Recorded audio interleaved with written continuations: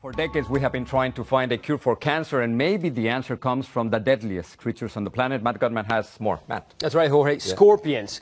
And not just any scorpions, but blue scorpions that like to live in vineyards in the Dominican Republic. We had to take a helicopter just to get there in the heart of the jungles in the Dominican. We didn't know exactly what we were getting into, and we ran into a lot of scorpions. To most of us, these scorpions, this is freaky, best hunted in the jungle darkness, are the stuff of nightmares. But now they're also being marketed as the stuff of salvation. I have absolutely no doubt that Escozine saved my life. Peggy Howe is one of the thousands of patients taking Escozine, a drug that Dr. Arthur McCallion and his company, Meadowlife, claim kills cancer cells. Are you convinced that this fights cancer? More than convinced. And the sole active ingredient was skittering at our feet. Oh, he's a big one. The venom of blue scorpions bred at the Meadowlife Reservation and tucked in the remote mountains of the Dominican Republic. This is spectacular. So remote, we had to take a chopper there. Flying in low over lush country, after landing, we were greeted by villagers as we hiked to the reservation. He just came up to me with this, I guess, salt shaker, and inside, 3 scorpions.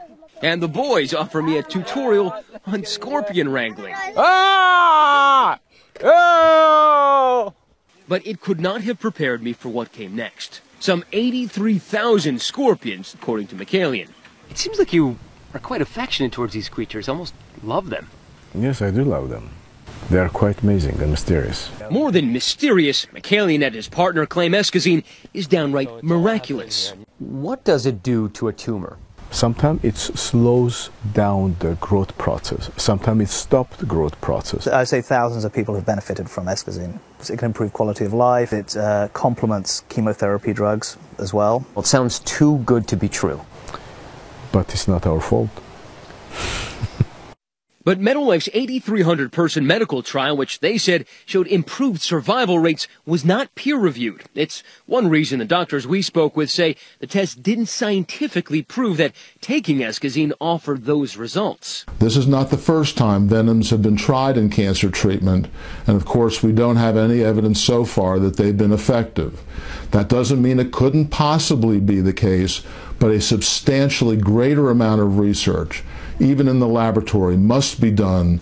Dr. McCallion acknowledges the drug needs significantly more testing before Meadowlife can even apply for FDA approval.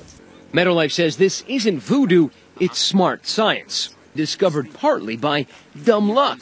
For years, McCallion had scoured the mountains for the motherlode of scorpions, but he found it in the village of Neiva, in this shop while on a supply run for his expeditions. Siempre. So she says she always has a scorpion. Marina is a Dominican shopkeeper who keeps bottled scorpions with her at all times. She says the venom-infused solution helps her heal her arthritis and can do the same for my runner's knee. ¿Así? It's medicine villagers here have passed down for untold generations. And this is how you found out that there are scorpions here? Absolutely, yes. I said, tell me please where they are. She says, actually they're in my backyard. And it was through Marina and the villagers that McCallion was able to find enough of the thousands of scorpions now bred here in these bamboo husks. But their venom is extracted in the bustling city of Santo Domingo in this modest rented lab. Why don't you have a go now? Are you serious? I'm serious. A process not as easy as it looks. Okay, oh jeez, okay. Come on, buddy. You can do this. We're gonna be friends. I'm just gonna milk you. Each scorpion yields only 5 to 7 drops of venom a month, and only a tiny amount is inserted into these $700 bottles, which are then shipped to patients like Hal, a grandmother from Kansas who said she had stage 4 breast cancer until she started taking Escozine. The doctors told me 2 months, and then I said, no, it's not true. It's not going to be 2 months. And I walked out of there, and I went searching for an answer. And that's when I went for Escozine. And then within 6 months, it was gone. Since that interview, we've learned that Hal's cancer is back. She says she's again on Escozine, hoping it will save her life. So the cancer is back, right?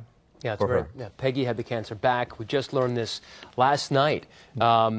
We don't know if it's because she stopped taking Escozine. We don't know if Escozine had any effect. Looking over her medical records, you can't tell. And that's the problem with this drug. There hasn't been enough research. And it's not approved by the FDA, right? Not approved by the FDA. So that's a criticism too. I mean, the company says itself that it doesn't even have enough research to start applying for the FDA approval, but they're going to. That's the intention. They say that if they do start, they have enough medicine to supply 10% of the world's cancer patients. That's millions and millions of people. So obviously they're doing it because it's like a last resort. If you have cancer, you would try it, right? You'll try anything. You know, you'll try scorpion venom, tarantula venom, any venom or anything, any alternative medicine that gives you a chance to live. Is your knee better? No. No? No, but you know, that was in turpentine. That was a weird solution. I don't know, but... So now you're working on something else, not scorpions, but sharks. Right. Just this morning I got back from the Bahamas. How was it? It was beautiful. Yeah. It's Bahamas, how could you not love it? Uh-huh. You can see there, that was my hand. That's shooting it with one hand and petting a 14-foot tiger shark named Emma with the other hand. The conservationist I was with there basically says, these animals are docile, they're not aggressive, they're not ferocious. You saw us in the water, we had no protection whatsoever. They have no desire to harm us whatsoever. It's humans who misunderstand the sharks.